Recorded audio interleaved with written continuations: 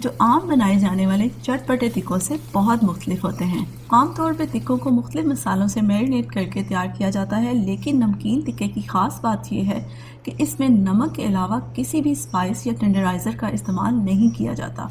लेकिन दूसरे तिक्कों के मुकाबले में ये नमकीन तिक्के खाने में मैंने यहाँ 2 किलो मटन लिया है और इसको इस तरह से तिक्का पीसेस में कट करवा लिया था। इसे अच्छी तरह से धोने के बाद मैंने इस तरह से सीखों पे लगा लिया है। आप चाहें तो इस नमकीन गोश्त को बड़े पीसेस में भी बनाया जा सकता है। उस वीडियो का लिंक मैं आपको नीचे डिस्क्रिप्शन बॉक्स में दे दूंगी। इसके अलावा मैंने यहाँ 400 ग्राम्स बकरे की चर्बी ली है, जिसको एक अलहदा सीख पे इस तरह से लगा लिया है। अब हम इन पे नमक लगाएंगे।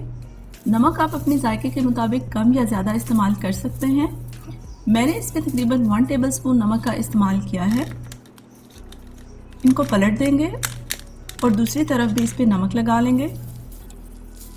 मैंने यहाँ बकरे का गोश्त इस्तेमाल किया है, आप चाहें तो इसे दुम्बे के गोश्त या बीफ के साथ भी बना सकते हैं। नमकीन टिक्के बनाने के लिए इसमें नमक के अलावा किसी भी और स्पाइस का इस्तेमाल नहीं किया जाता। यही इसकी खूबसूरती है और इससे इसका जायका भी बहुत ही लजीज तैयार होता है।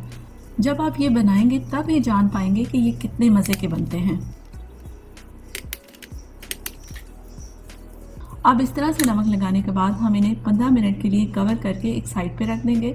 इसके अलावा हम इसमें आलूओं का इस्तेमाल करेंगे। मैंने यहाँ 1 किलो के बराबर आलू लिए हैं और इनको हाफ्स में इस तरह से कट कर लिया है।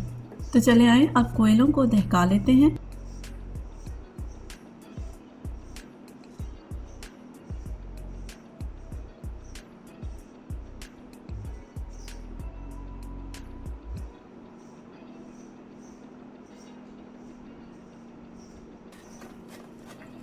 देखिए हमारे कोयले रेडी हो गए हैं। अब हम इसके ऊपर इस तरह से सीखों को रख देंगे। सीखों को हम कोयलों से तकरीबन 4 इंच के फासले पे रखेंगे। अब हम 5 मिनट के लिए इनको एक साइड से पकाएंगे, यहाँ तक कि इनका कलर गोल्डन ब्राउन सा हो जाए। फिर हम इन्हें पलट देंगे।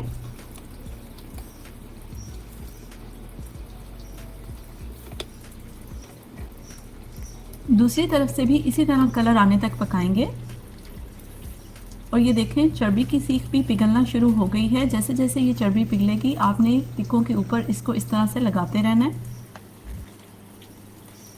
अब दूसरी तरफ भी कलर आना शुरू हो गया है, तो अब दोबारा से हम सीखों को पलटते जाएंगे और इस तरह से पिघली हुई चर्बी भी इसके ऊपर लगाते रहेंगे। देखें ये टिक्के कितनी ज़बरदस्त रोस्टेड लुक में आ गए हैं।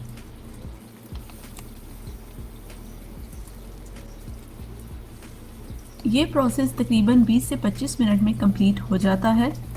ये आपकी कोयलों की हीट पे भी डिपेंड करता है कि कोयलों की हीट कितनी है। तो ये देखें टिक्कों पे कितना ज़बरदस्त सा कलर आ गया है। अब हम इनको सीखों से उतार लेंगे और एक पतीले में इनको ट्रांसफ़र करेंगे।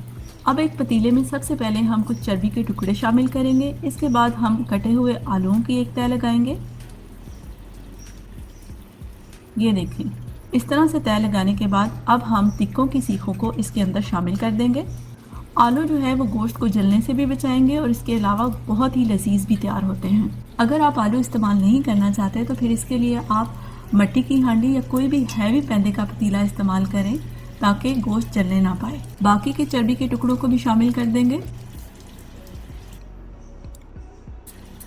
देखिए इस तरह से सारे टिक्के पतीले में शामिल करने के बाद अब हम इसे कवर कर देंगे। इसके लिए हम इसके ढक्कन के ऊपर आटा लगा के इसको इस तरह से कवर कर देंगे और एक एल्युमिनियम ट्रे ढक्कन के ऊपर भी लगा देंगे और इसमें इस तरह से कोयले रख देंगे ताकि हर तरफ से गोश्त अच्छी तरह से पक सके। हमने इस पतीले को एक स्टैंड पे रखा है। कोयलों से पतीले का फासला तकरीबन 2 इंच के बराबर है। कोयलों की हीट भी कम हो चुकी है। अब हमने इसे कोयलों की हल्की आंच पे ही 2 घंटे के लिए पकने देना है। 2 घंटे हो चुके हैं, तो चले आए इसे किचन में ले जाके डिश आउट करते हैं। पहले एहतियात से एल्युमिनियम ट्रे रिमूव करेंगे और फिर इसे एक नाइफ की मदद से खोलते हैं। क्या ज़बरदस्त खुशबू आ रही है। गोश्त बहुत अच्छी तरह से गल चुका है। ये देखें बहुत ही ज़बरदस्त। चले आए इसे डिश आउट करते हैं।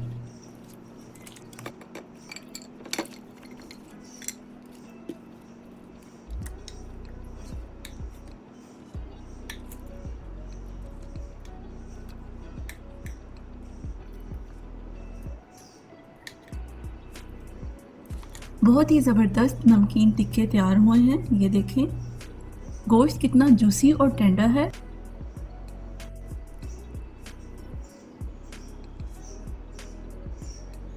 बहुत ही मज़ेदार। और आलू भी बहुत अच्छे तरह से गल चुके हैं। गोश्त का जो सिर्फ नमक के साथ फ्लेवर आता है वो बहुत ही लाजवाब है। जब आप इसे बनाएंगे तो आप इसे बार बार बनाना चाहेंगे। रेसिपी अच्छी लगे तो इसे लाइक और शेयर भी कर दीजिएगा। फिर मिलते हैं किसी नई रेसिपी के साथ। तब तक के लिए अल्लाह हाफिज।